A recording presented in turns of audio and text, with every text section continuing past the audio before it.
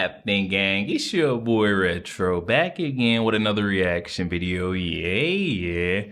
Today we got another huge update. You guys could probably already tell it is going down. Just by that title alone, guys, you're definitely going to want to see this one. We got those fake news media outlets finally being held accountable for their slanderous and dangerous narratives that they've been pushing on Donald Trump in this newest update, guys. I'm excited to get into it. So now I'm straight into it. Just make sure you guys hit that like button, hit that subscribe button. Before I even get into it, you guys hit that like button, also hit that subscribe button for your boy. And without further ado, let's hop straight into it, folks. Check this one out. That's right, Kellyanne, and thanks for having me. It's so great to be with you. And we really are witnessing President Trump build the greatest political movement in history. The GOP is no longer a political party. It is a movement, a pro-America movement with Americans of all demographics. We saw President Trump win the election on November 5th with a resounding mandate. He picked up support from historically Democrat demographics up across the board, and 70 million forgotten men and women in this country made their vote and made their voices heard. And that gave the courage of the billionaires in Silicon Valley and on Wall Street to finally express their open and public support for President Trump. And as President Trump has said, everybody wants to be his friend right now, and he's okay with that. He is building a team of people from Wall Street to... And that's really a good thing. And one thing that I've been noticing Donald Trump doing a very good job of the second time around is who he's appointing and putting into his cabinet. His administration just seems so solid. He's showing that he's not going to put a bunch of yes mans in his cabinet. There's a bunch of brilliant minds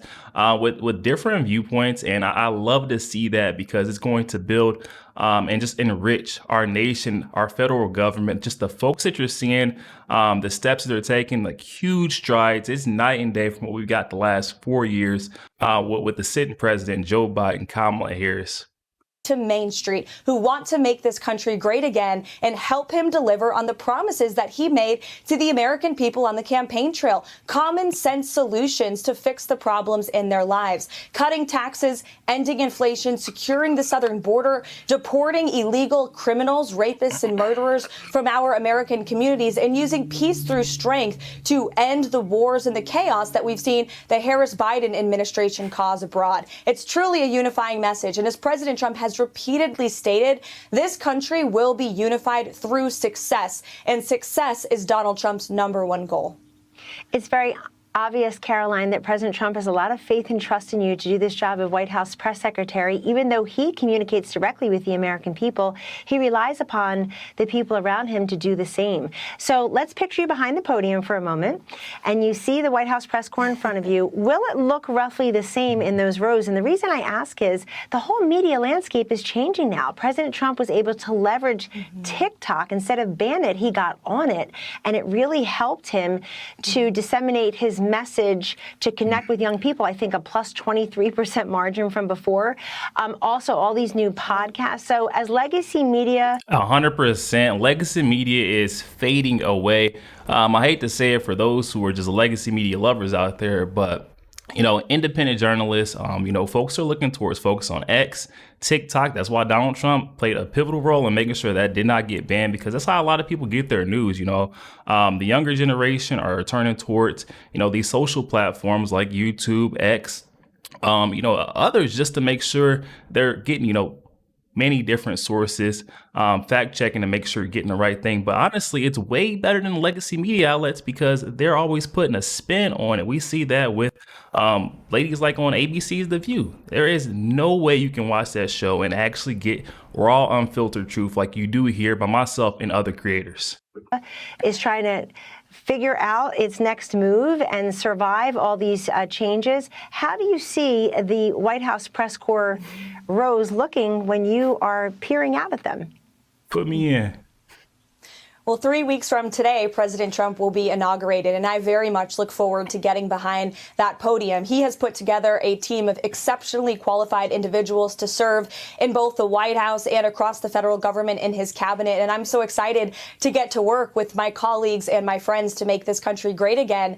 As for the press briefing room, we are certainly exploring ways on how to make sure that room reflects the media habits of the American people in 2024, not in the 1980s. ladies. And if this election proved anything, it proved that the American people are no longer listening to the mainstream bias, anti-Trump legacy media. In fact, the ratings of many networks, not this one, but some others, are in the tank. And Americans are Exactly. That's why we seen, what was it, George Stephanopoulos almost tanking ABC with a $15 million defamation suit. We got those ladies on the set, ABC's of you. That's who she's talking about. You know, the anti-Trump narrative just simply is not working anymore.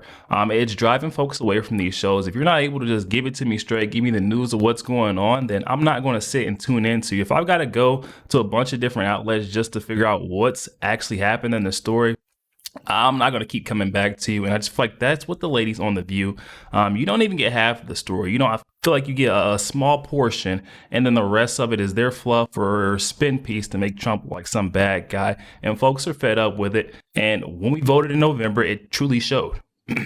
The ratings of many networks, not this one, but some others, are in the tank. And Americans are consuming their news from podcasters, social influencers, and yes, TikTok, as President Trump so exceptionally used on the campaign trail. So we will look to effectively communicate his message through all mediums so that all Americans are hearing the facts from the White House directly, not through the lens of the ever-biased anti-Trump legacy media.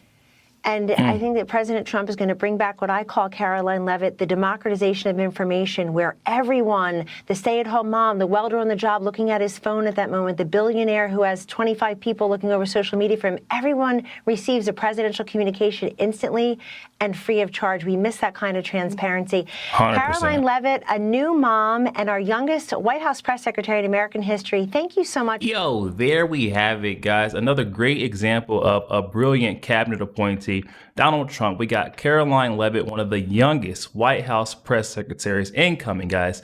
It's going to be night and day. The contrast between what we're getting right now with the Biden administration, KJP, Karine Jean-Pierre, the way that she gets up there and just covers up for her boss. And then we've got Karoline Leavitt, who is going to relate what I feel like just a wide range of folks, demographics across our nation. You got to think, I get up here and I do the whole, I'll break it down and give you the youthful perspective, how I'm thinking. And, folks get in the comments. You guys let me know if you're thinking the same way or if you're not. And I feel like a lot of folks are agreeing with me. And that is a common consensus along my channel. And then I go and I look at, the breakdown of the age and who's watching me.